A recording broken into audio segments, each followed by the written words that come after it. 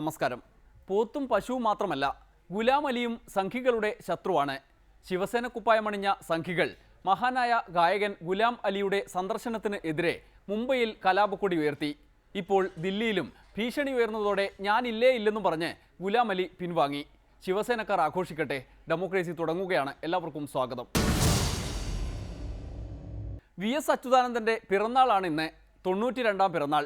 തദ്ദേശ തെരഞ്ഞെടുപ്പ് പ്രചാരണത്തിൽ മുഴുകിക്കൊണ്ട് എതിരാളികൾക്കിട്ട് കാര്യമായി കൊട്ടിക്കൊണ്ടായിരുന്നു VSന് ഈ പിറന്നാൾ ദിനവും. 93ാം വയസ്സിലേക്ക് കാലെടുത്ത് വയ്ക്കുമ്പോഴും ചുറുചുറുക്കിന് ഒട്ടും കുറവില്ലെന്ന് അദ്ദേഹം പ്രഖ്യാപിക്കുന്നു. VSന് ഡെമോക്രസിയുടെയും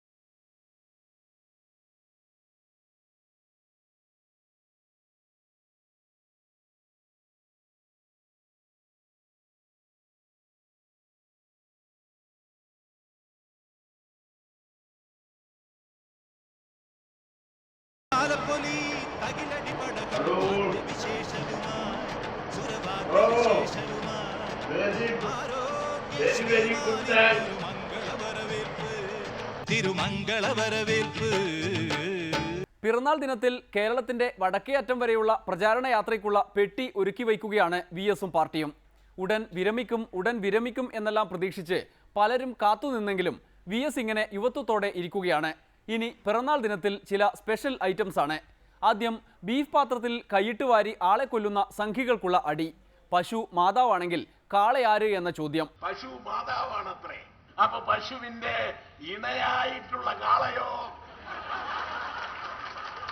കാള ഇവരുടെ അച്ഛനാണോ? അമ്മയാണ് പശുവെങ്കിൽ കാള ഇവരുടെ അച്ഛനാണോ? ന്യായമായി ചോദിക്കുക. ഈ തരത്തിൽ വിവരമില്ലാതെ, യുക്തിബോധമില്ലാതെ ജനങ്ങളെ പല്ലിക്കുക മാത്രമല്ല, പൗരജനങ്ങളെ ആത്യന്തം ഹീനമായി ശിക്ഷിക്കുന്ന അതികഠിനമായ ശിക്ഷാ സമ്പ്രദായമാണ് ഇവർ നടപ്പിലാക്കിക്കൊണ്ടിരിക്കുന്നത്. കാളയെക്കുറിച്ചുള്ള ചോദ്യത്തിന് കാര്യമായ ഉത്തരങ്ങളൊന്നും സംഘികളുടെ കയ്യിൽ കാണില്ല. അതുകൊണ്ട് VS തെരഞ്ഞെടുപ്പ് കഴിയും വരെ ഈ ചോദ്യം ആവർത്തിക്കേണ്ടി വരും. എന്തായാലും തെരഞ്ഞെടുപ്പ് രംഗത്ത് സജീവതയോടെ VS ഉണ്ട്. തിരുവനന്തപുരത്ത് കൺവെൻഷൻ ഉദ്ഘാടനത്തിൽ സ്ഥാനാർത്ഥികളെ പരിചയപ്പെടുത്തൽ മഹാമഹത്തോടെയാണ് പ്രചാരണ യാത്ര ആരംഭിച്ചതു തന്നെ. സഖാവ് കരിഷ്മ, സഖാവ് ശോഭാറാണി, സഖാവ് VK ബീന എന്നീ 3 പേരും ഈ വരുന്ന തെരഞ്ഞെടുപ്പിൽ മത്സരിക്കുകയാണ്. അവരുടെ ചിഹ്നം അരിവാൾ ചുറ്റിയ നക്ഷത്രം. ആർക്ക്? ബീനയ്ക്കാണ് അരിവാൾ ചുറ്റിയ നക്ഷത്രം. കരിക്കയമാണ് വാർഡ്. കടകംപള്ളി സഖാവ് ശോഭാറാണി അരിവാൾ ചുറ്റിയ നക്ഷത്രം.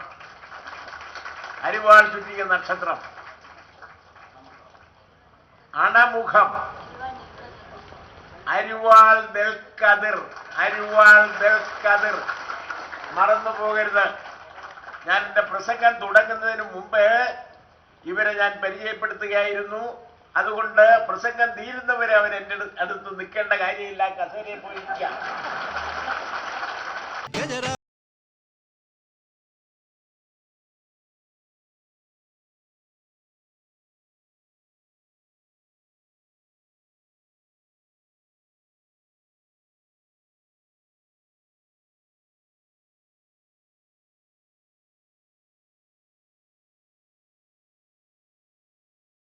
പിറന്നാൾ ആഘോഷിച്ചും മറ്റും നടക്കുമ്പോൾ വെള്ളാപ്പള്ളി നടേശൻ പാർട്ടി രൂപവൽക്കരണവുമായി മുന്നേറുകയാണ്.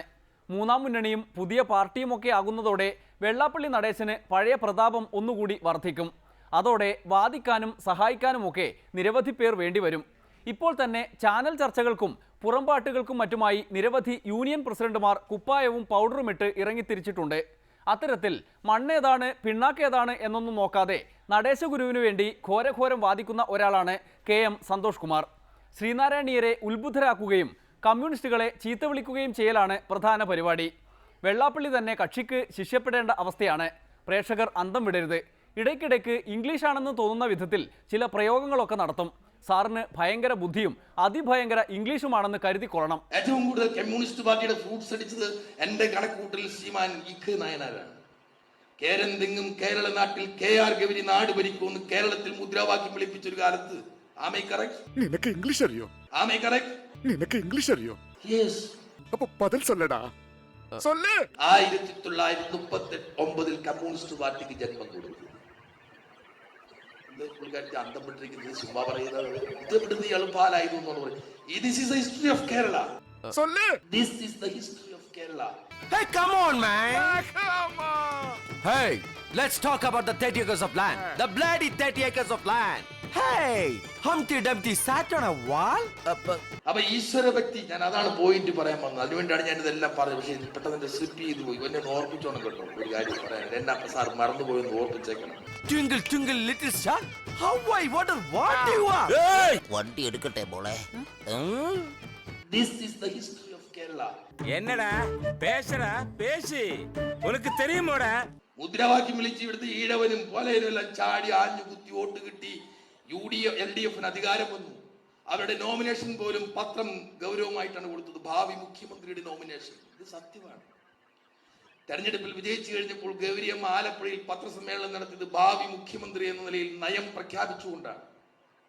യെസ്, இது ABCDடா. டேய் நீ ஊருக்கு பெரியவன் தானே, நீ பயங்கரம் தானே, பேசடா. തന്റെ നയം പ്രഖ്യാപിച്ച് ഇവിടെ പ്രസ്താവന ഇറക്കിയിട്ട് തിരുവനന്തപുരത്ത് കാർ കയറി ചെന്നപ്പം അന്നൂരെ കേൾക്കാത്ത നായനാർ സഖാവ് വന്ന് മുഖ്യമന്ത്രിയാകാൻ. വർഗീയതയാണത്. You know one thing? Once upon a time, there was a lion lived in the dense forest. His name is Pandidure. വൃന്ദാക്കാരാട്ടും പ്രകാശകാരാട്ടും മുറിക്കാത്ത കയറി ഇറങ്ങുമ്പോഴാണ് പണ്ട് ക്വാളിറ്റി പൂർവ്വം. വെള്ളാപ്പള്ളി നടേശൻ പോകുമ്പോൾ ഭാര്യ കൂട്ടത്തിൽ പോയെന്നാ പറഞ്ഞ കുടുംബവാഴ്ചയാന്നാ ഈ TV പറയുന്നത്. അതെന്താ ഏർപ്പാടാണ്? എന്നോടൊരു TV ചോദിച്ചു അതിനാ പുള്ളി ഭാര്യയെ കൊണ്ട്. ഞാൻ പറഞ്ഞു പുള്ളിക്ക് ഒരു ഭാര്യയല്ലേ ഉള്ളൂ. ചിലർക്ക് എല്ലായിടത്തും ഭാര്യ ഉള്ളപ്പോൾ കൊണ്ടുപോകാൻ പറ്റത്തില്ല.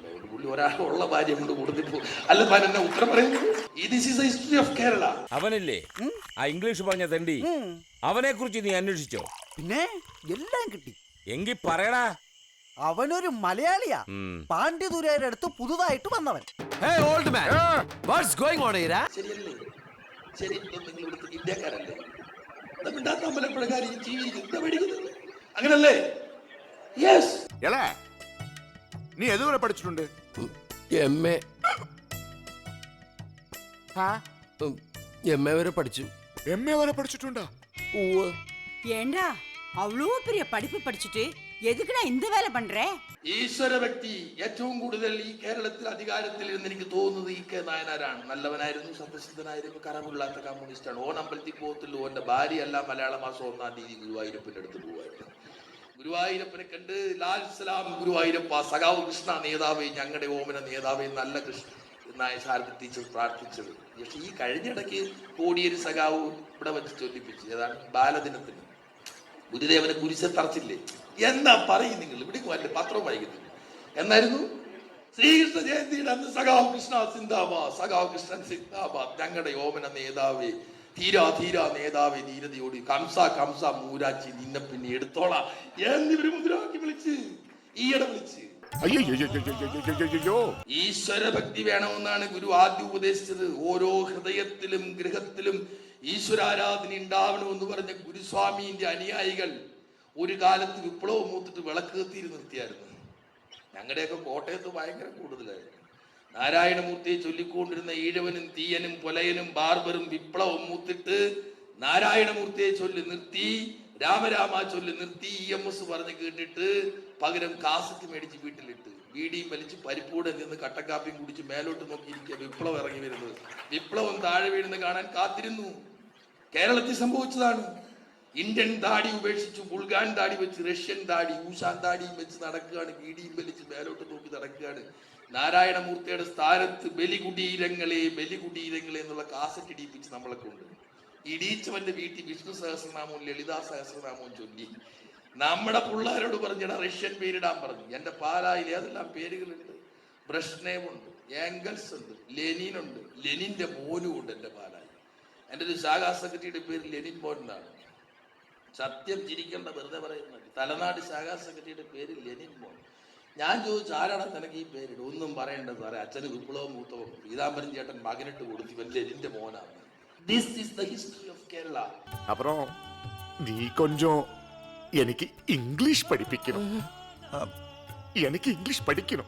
അയ്യേ, നാണം കെട്ട ഏർപ്പാടില്ലേ അത്. എനിക്ക് ഇംഗ്ലീഷ് പഠിക്കണം. നീ എനിക്ക് വാദ്യാർ.